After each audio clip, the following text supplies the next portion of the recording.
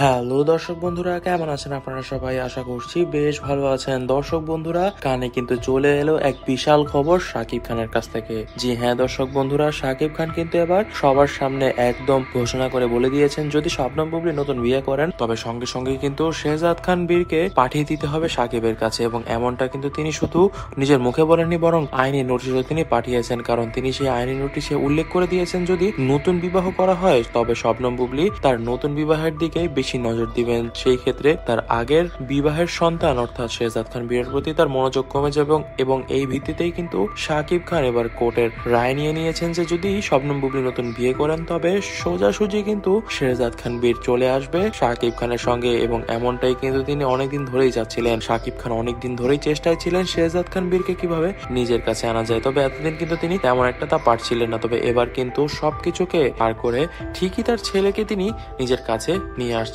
জানা যাচ্ছে কিছুদিনের মধ্যেই কিন্তু শবনম বুবলী বিয়ে করতে যাচ্ছেন জায়েদ খানকে। এবং জায়েদ খানকে বিয়ে করার পরই কিন্তু শেহজাদ খান বীর আর থাকতে পারবে না মা শবনম বুবলীর সঙ্গে। তবে হ্যাঁ, ঠিকই তিনি মাঝে মধ্যে দেখা করতে পারবেন, এমনকি সময়ও কাটাতে পারবেন, তবে একসঙ্গে থাকা আর হচ্ছে না। দর্শক বন্ধুরা, এইসব বিষয়ের কারণে কিন্তু শাকিব খান এখন বেশ খোশ মেজাজে আছেন। কারণ এতদিনের চেষ্টার পর তিনি কোনো ফল পাচ্ছিলেন না। হঠাৎ করে গতকালকে কোর্টের রায় দিয়ে দেয় যে যদি শবনম বুবলী নতুন বিয়ে করে তবে সেই ক্ষেত্রে শাকিব খানই হবেন লিগ্যাল গার্ডিয়ান এবং বাচ্চার আসল ঘরের ঠিকানা হবে শাকিবের বাসায়। তো দর্শক বন্ধুরা, এই ঘটনার পরপর কিন্তু শবনম বুবলীকে মিডিয়ার মানুষজন অনেকেই জিজ্ঞেস করছিলেন যে তিনি এই বিষয়ে কি বলতে চান। তিনি কিন্তু সঙ্গে সঙ্গে একটি কথাই বলে দিয়েছেন যে তিনি আবারও উচ্চ আদালতে রিট করবেন। এমনকি উচ্চ আদালতে তিনি বারবারও যদি যেতে হয় তাও তিনি যাবেন, তবে এরপরও নিজের ছেলের কাস্টাডি তিনি কখনোই শাকিবের সঙ্গে ছাড়বেন না। এমনকি শাকিব খানের সঙ্গে তার যে তেমন একটি ভালো সম্পর্ক নেই তা কিন্তু এখনো ভালো করে বোঝা যাচ্ছে। কারণ ছেলের ব্যাপারে তারা যেভাবে ঝগড়া করছে বা যেভাবে পাবলিকের সামনে এসে